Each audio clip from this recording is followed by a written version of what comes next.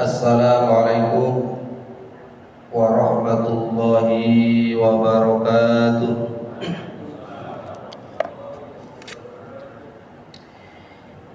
Bismillahirrahmanirrahim.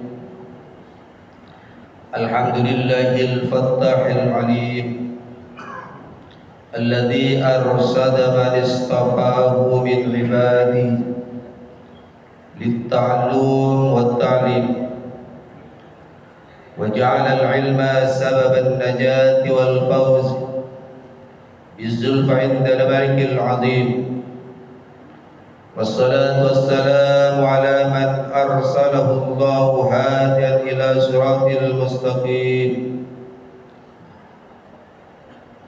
وعلى آله وصحبه الفائزين من صحبته واتباعه بالخلود في دار البقاء والنعيم.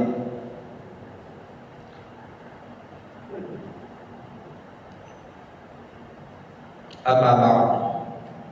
Hadratil kiram, para ulama, wabil khusus Bapak Imam Masjid kita tercinta Masjid Zulfirdaus, dan juga yang kami hormati Ketua DKM Masjid kita tercinta beserta segenap perangkat-perangkatnya, hadirin wal hadirat, bapak-bapak, ibu-ibu, jamaah salat zuhur yang kami hormati. Di hari yang ke-22 Ramadan ini, kita sepantasnya dan seharusnya sebagai hamba Allah Subhanahu wa taala masih diberikan kesehatan dan hidayah, sehingga di siang hari sekarang ini, walaupun di luar penuh dengan panas, terik matahari, dan penuh dengan kesibukan lain sebagainya, tetapi kita di masjid kita ini terpilih oleh Allah Subhanahu wa taala sebagai orang yang selalu melaksanakan zikir dan taklim ta'allum, sehingga dengan hal yang semacam itu bisa mengisiakan kekosongan hati kita, diisi dengan kelembapan hati kita, dengan ilmu-ilmu hikmah, dan dengan hidayah dan taufik Allah Subhanahu wa taala. Salatullah wa salamuhu, semoga pula mudah-mudahan tetap tercurah limpahkan kepada Nabi Agung Muhammad sallallahu alaihi wasallam, yang mana beliau adalah merupakan sebab keselamatan kita dari dunia sampai ke akhirat, sehingga cuma beliaulah yang memberikan syafaat pertolongan di hari kelak nanti. Maka demikian, marilah kita pujikan puja syukur kepada Allah Subhanahu wa taala, serta membacakan salawat para Rasulullah dengan ungkapan Allahumma salli ala Sayyidina Muhammad. Jamaah yang kami hormati, di hari sekarang ini adalah merupakan detik-detik terakhir ataupun merupakan akhir-akhir terakhir di separuh daripada bulan Ramadan, yang mana katanya Rasulullah sallallahu alaihi wasallam, bulan Ramadan itu sendiri dibagi menjadi 3 fase, dibagi menjadi 3 bagian, yakni yang pertama adalah bagian daripada tanggal 1 bulan Ramadan sampai kemarin tanggal 10 Ramadan. Ini adalah merupakan bagian yang pertama, dan itu dikatakan rahmat Allah. Sedangkan bagian yang kedua, yakni mulai tanggal 11 Ramadan sampai tanggal 20 Ramadan, ini katanya Rasulullah dikatakan sebagai maghfirah. Sedangkan yang terakhir, fase yang terakhir, yakni tanggal 21 Ramadan sampai 29 Ramadan ataupun sampai ke akhir Ramadan, ini katanya Rasulullah dikatakan itqun minan nar ataupun sebagai ridwanullah. Jadi Bapak Ibu yang kami hormati, setelah kita melangkah dari fase ke fase sampai kepada fase yang terakhir, yang mana pada hari sekarang ini yakni dikatakan itqun minan nar ataupun sebagai ridwanullah. Apa itqun minan nar? Yaitu pembebasan Allah Subhanahu wa taala kepada segala umat Rasulullah, kepada mereka yang memang iman pada Allah dan Rasulnya, sehingga mereka itu akan mendapatkan kebebasan daripada siksaan api neraka. Baik mereka yang masih ada di dunia ataupun mereka yang sudah meninggal telah beberapa tahun atau lain sebagainya. Sehingga dengan demikian, apa yang harus kita persiapkan sehingga kita betul-betul mendapatkan itqun minan nar ataupun mendapatkan ridha daripada Allah Subhanahu wa taala? Maka demikian, di fase yang terakhir ini akan menjadi suatu malam yang sangat istimewa sekali, menjadikan fase yang sangat harus kita raih sekali. Karena apa? Karena di sana ada malam-malam yang tidak akan terjadi daripada malam-malam yang lain, yaitu malam Lailatul Qadar. Untuk menjadikan motivasi kepada kita agar sekiranya kita selalu meraih, selalu giat untuk melaksanakan ibadah pada Allah Subhanahu wa taala, dan juga memantapkan keimanan serta puasa kita cuma karena Allah Subhanahu wa taala. Maka di sana Allah Subhanahu wa taala menjelaskan di dalam surat Al-Isra agar sekiranya menjadikan motivasi dan sugesti kepada kita agar sekiranya kita selalu melaksanakan salat malam. Yakni katanya Allah Subhanahu wa taala, aqimis salata liduluki syamsi ila wasaqil laili wa qur'anal fajri kana mashhuda. Inna qur'anal fajri kana mashhuda. Katanya Allah Subhanahu wa taala, yang mana ayat ini khitabnya memang kepada Rasulullah, tetapi ini kita sebagai umat Rasulullah juga terkena khitab dengan ayat ini, yaitu aqimis salata, laksanakan salat. Aqimis salat diduluhi syamsi, mulai daripada tergelincirnya matahari, yaitu salat zuhur, sampai kapan? Ila wasaqil laili, sampai kepada malam. Wa qur'anal fajr, dan juga melaksanakan salat subuh. Inna qur'anal fajri kana mashhuda, karena sesungguhnya salat subuh ini merupakan salat yang disaksikan oleh beberapa malaikat-malaikat Allah Subhanahu wa taala. Dan kenapa kok cuma salat subuh saja yang dikatakan inna qur'anal fajri kana mashhuda? Kenapa kok tidak dikatakan salat zuhur akan disaksikan beberapa malaikat, salat asar akan disaksikan beberapa malaikat, maghrib, isya dan sebagainya?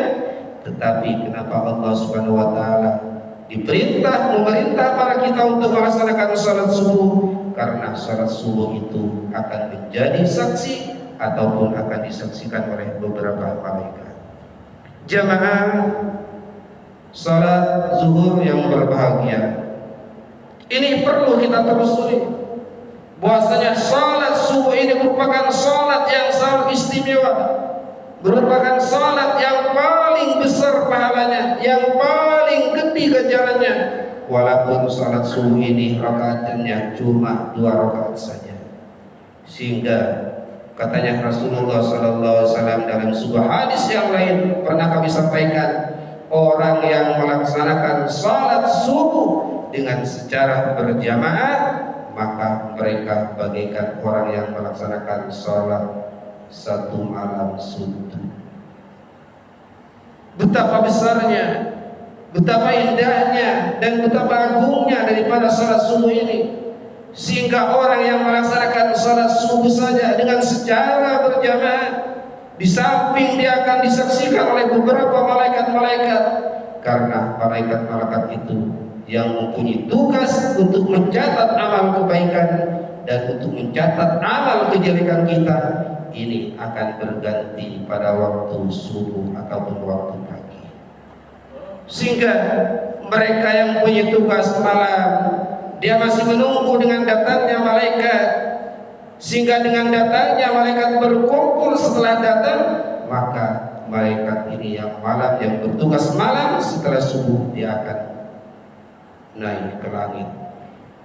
Sehingga malaikat malam menyaksikan kepada salat kita, dan juga malaikat yang punya tugas di siang hari juga menyaksikan kepada salat kita.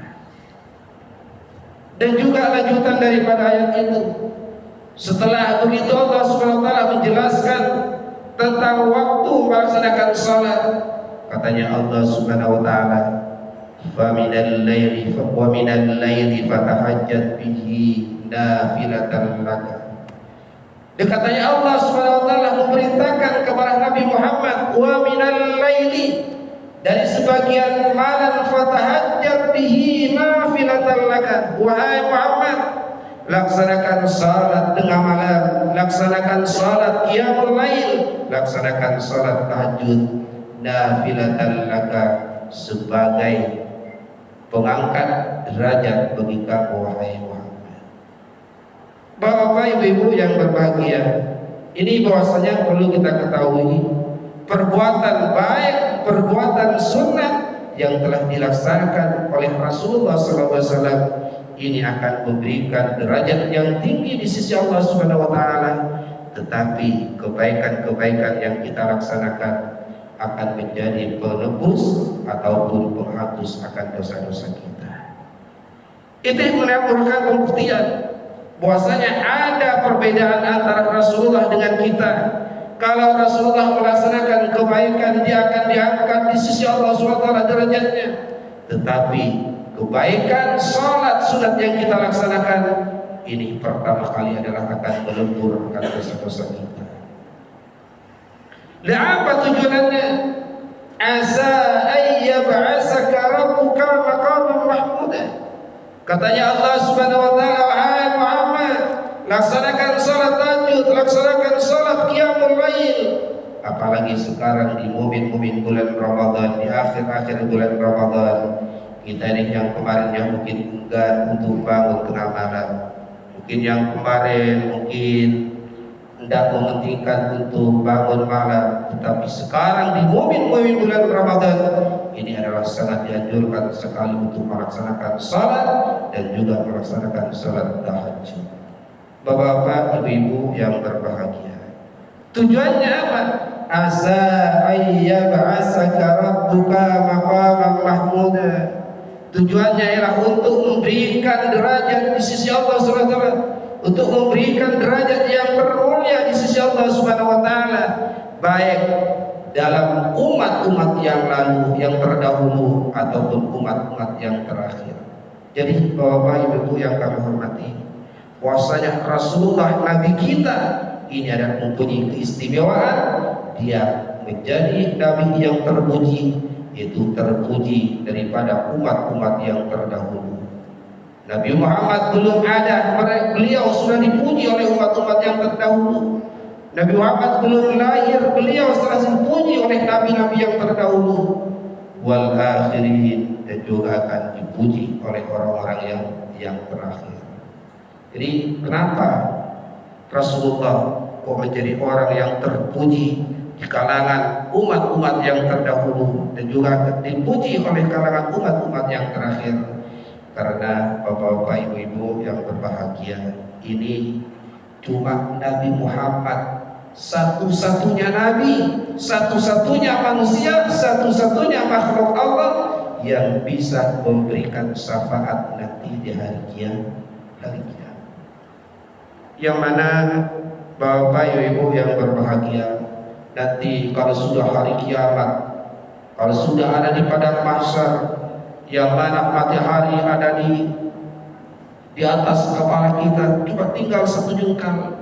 Mereka umat-umat yang terdahulu, mereka merasa tersiksa dengan amal perbuatannya, tersiksa dengan dosa dan sebagainya, sehingga mereka itu mencari pertolongan. Yakni yang pertama adalah dia minta pertolongan kepada Nabiullah Adam alaihissalam. Jadi nanti kalau sudah pada mahsyar ini manusia ini, baik manusia yang terdahulu ataupun manusia umat Rasulullah, mereka minta pertolongan.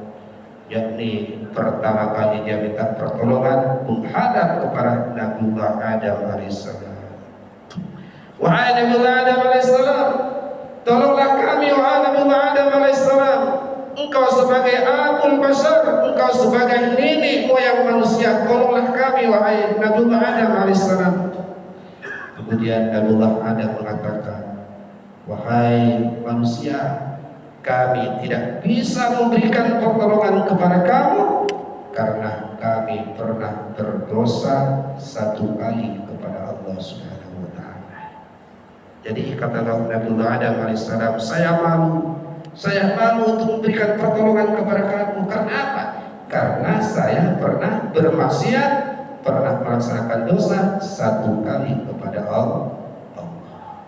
Ini adalah Nabiullah Adam, yakni ketika Nabiullah Adam alaihissalam ada di dalam surga, mereka melanggar larangan Allah yaitu makan buah khuldi, kemudian diusir ataupun diturunkan dari surga.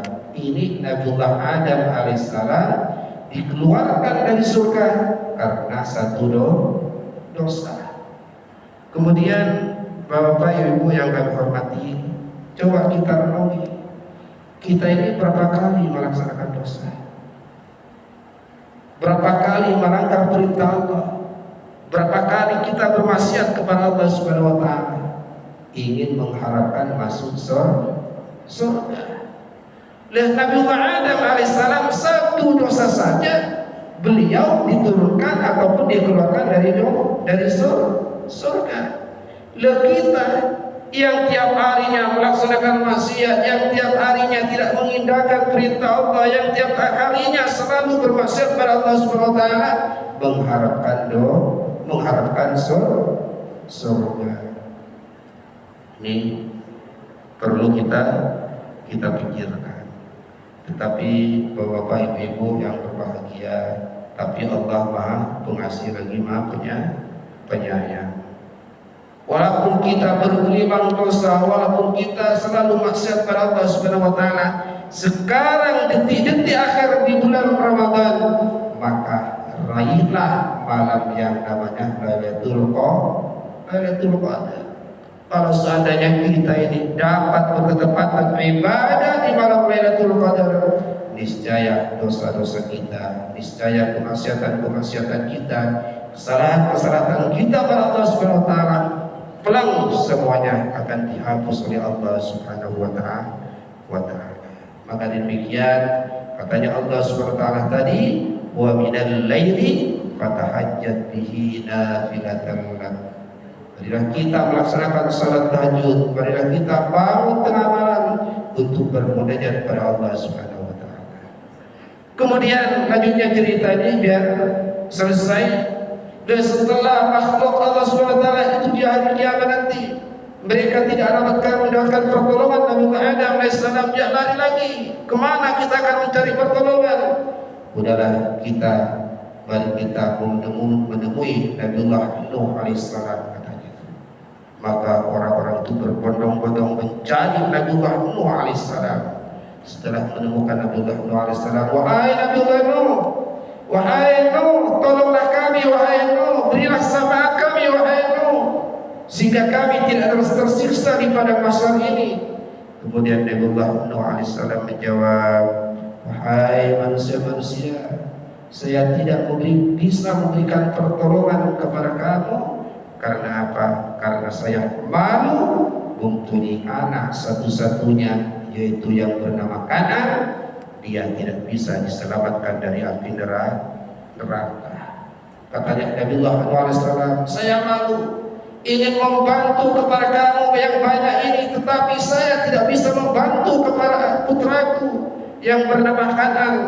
Sehingga mereka itu ketika Nabi Nuh alaihissalam mengajak untuk masuk ke dalam perahunya, yang namanya Kan'an, dia tidak mau bersama istrinya, bersama ibunya. Sehingga demikian Nabi Nuh alaihissalam tidak bisa memberikan pertolongan syafaat nanti di hari kiamat. Kemudian setelah itu manusia itu berpikir lagi, kemana lagi kita akan pergi, kemana lagi kita akan minta pertolongan. Kemudian manusia itu pergi kepada Nabiullah Ibrahim alaihissalam. Dia jumpai Nabiullah Ibrahim alaihissalam. Hai Ibrahim, tolong kami wahai Ibrahim. Kemudian Nabiullah Ibrahim alaihissalam menjawab, hai, saya tidak bisa memberikan pertolongan kepada kamu. Kenapa Nabiullah Ibrahim? Saya merasa malu pada Allah Subhanahu wa taala karena saya seumur hidup pernah melaksanakan dusta. Katanya Nabiullah Ibrahim. Ini katanya Nabiullah Ibrahim, dia untuk diminta pertolongan oleh umatnya, dia tidak bisa memberikan pertolongan karena malu. Kenapa kok malu? Karena dia dalam hidupnya pernah berdusta. Kapan dia berdusta? Padahal dustanya Nabiullah Ibrahim alaihissalam demi untuk menyelamatkan dirinya sendiri, yaitu ketika ditanyakan oleh Fir'aun, wahai Ibrahim, siapa yang merobohkan patung-patung ini?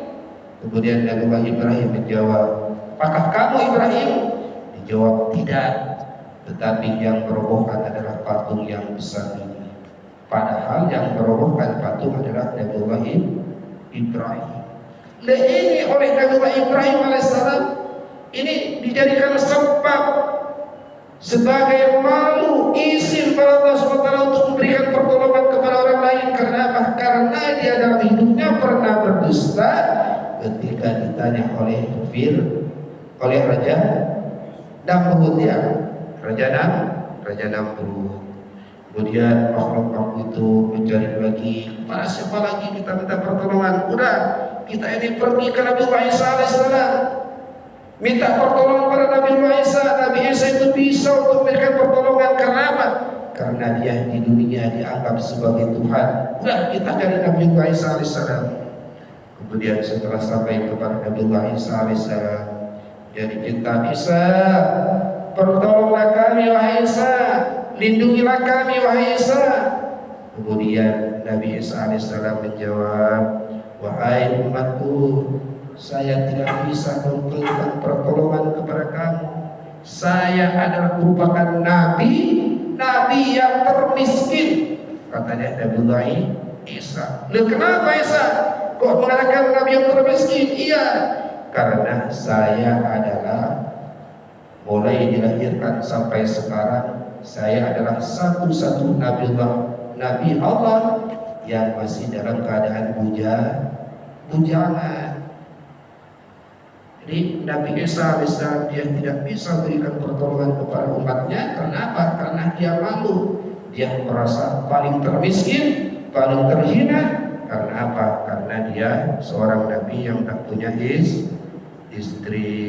Ada di sini yang tak punya istri? Mudah-mudahan dapat jodoh ya. Ini kawin, nikah ini adalah ibadah ya. Ibadah. Kemudian akhir cerita, makhluk itu pergi kepada Nabiullah Muhammad SAW. Nabi Muhammad belum dipinta oleh umatnya, tetapi Nabi Muhammad melihat kepada umatnya dalam keadaan sengsara. Nabi Muhammad itu langsung minta pada Allah Subhanahu wa taala. Tidak dipinta, dia minta pada Allah untuk memberikan pertolongan kepada umatnya, yaitu memberikan syafaat. Dan itu adalah yang dikatakan syafaatul uzma, syafaat yang paling agung, syafaat yang paling besar adalah syafaat Rasulullah ketika di akhir kiamat. Bapak Ibu yang berbahagia, perlu kita ketahui bahwasanya Rasulullah itu bisa memberikan syafaat kepada makhluk yang lain sejak Rasulullah itu belum ada, sampai dilahirkan, sampai dia meninggal. Di Bapak Ibu yang berbahagia, ini berarti tabarruk ya tabaruk tawassul ini kepada Rasulullah memang sudah ada sejak dulu. Ketika Nabiullah Adam alaihissalam, ketika beliau itu kesepian, dia minta seorang ditemani seorang. Kemudian di sampingnya ada yang namanya Siti Adam alaihissalam. Kemudian dia ingin memeluk Nabiullah Adam alaihissalam, tetapi oleh Allah SWT dilarang. Wahai Adam, jangan kau sekali-kali kau sentuh manusia perempuan yang ada di dekat kamu, hatta tusalli ala nabiyina Muhammadin sallallahu alaihi wasallam, sehingga engkau membacakan salawat pada Rasulullah. Jadi sebelum Nabiullah Muhammad ada, sebelum Nabiullah Muhammad dilahirkan, ini sudah dijadikan tawassul, sudah memberikan syafaat. Kemudian Nabiullah Adam alaihissalam membacakan salawat, sehingga salawat itu dijadikan mahar mas kawin dalam perkawinan Nabiullah Adam alaihissalam bersama Siti Hawa. Dan salawat itu terkenal sampai sekarang dikatakan salawat Jibril sallallahu ala Muhammad. Itulah Bapak Ibu yang berbahagia. Jadi detik-detik terakhir sekarang ini, marilah kita lebih giat lagi untuk ibadah malam, lebih giat lagi untuk tahajud, dan juga melaksanakan qiyamul lail, dengan harapan mudah-mudahan kita ini mendapatkan malam Lailatul Qadar, yang mana malam Lailatul Qadar itu istimewanya adalah lebih baik bukan baik, lebih baik daripada 1000 tahun. Mudah-mudahan bermanfaat dan berbarokah. Tetapi sebelumnya kami ingin menyerahkan kepada jamaah, mungkin ada yang ingin bertanya. Monggo, ini yang bertanya. Yang bertanya apa? Ada. Ada pintar-pintar semua ya. Mudah-mudahan barokah. Dari kami kurang lebihnya mohon maaf yang sebesar-besarnya. Ihdinas shiratal mustaqim, wabillahi taufiq wal hidayah, wabiridha wal inayah. Wassalamualaikum warahmatullahi wabarakatuh.